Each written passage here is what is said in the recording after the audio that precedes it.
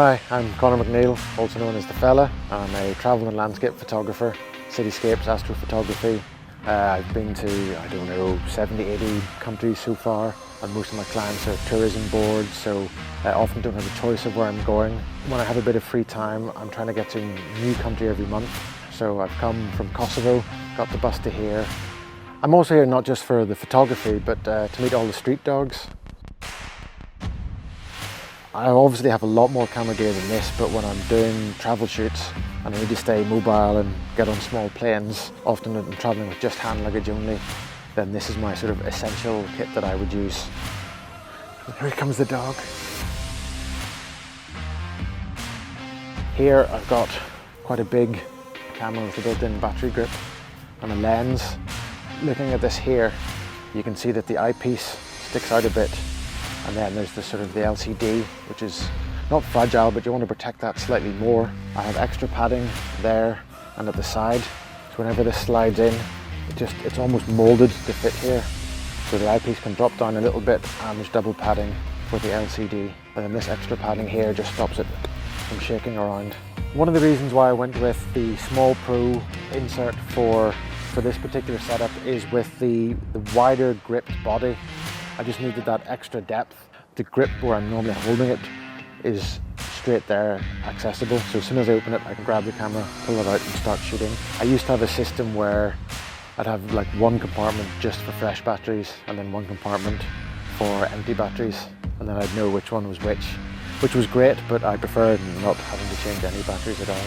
It just makes things a lot lighter as well. I need to travel light, but I could be shooting any number of things. It's 14 to 24 and then 24 to 200. So that's most focal ranges covered with just these two lenses, a set of filters and the big lens hood for my wide angle. I like to think of it as a game of sort of 3D Tetris. Putting it in one way works until you add something else in. Especially when I'm traveling a lot or I have a short turnover time between trips and I may be swapping bags or swapping camera inserts. And then if I need to take it out at an airport or check it in, then grab this. If I hold it with one, I look like a cool dude. Look at me, he's got something cool in his hand, he's a cool dude. If I have it like this here, what a dork, he's got his camera briefcase with him. So whenever I'm attaching my tripod to the outside of the bag, using these two gatekeeper straps, sort of built-in strap here, that just gives it a little bit of extra support at the bottom. This lower strap goes over all three legs and keeps it compressed and stops it from opening. And then this top strap goes through only two of the legs. If this starts to slip down, it'll catch it in the middle and it won't drop. Sometimes I will take the ball head off. Slide this in here, down the side of the camera insert, especially if I'm traveling on a smaller plane. I can't really tell that I have a tripod there. This is the old dust bag that some of my f-stop bags came in. So I'm reusing this as a laundry bag. At the start of the trip, it folds down into nothing. Two large pouches. On one side, I've got my socks.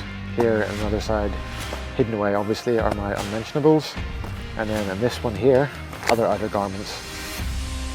Receipts, SIM cards, things like that I would need when traveling for business especially. A few extra gatekeeper straps, keys, headphones, portable power unit, sort of a hard case with all my memory cards. So therefore the things I need quite quickly are very handy right at the top, but I can find it in pitch blackness if I need to. That is a bitterly cold wind. Is photography worth it? Yes, always. Gym kit. Oh, and an extra coat as well here. See, fits so much stuff I don't even realise what I've got. I think that's Street Dog now.